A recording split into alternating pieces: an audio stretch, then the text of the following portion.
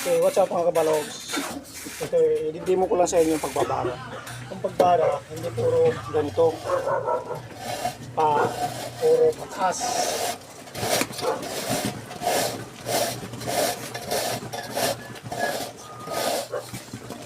Pwede rin pag ganito patumba. Yan, vertical. Vertical tayo.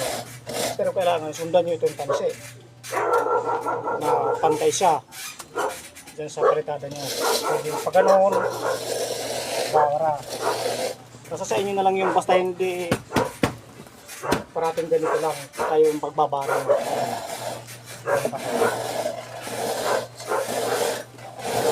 Kailangan mayroon dito ganoon, vertical siya. Pagbabara. Ayan, pabalagbag.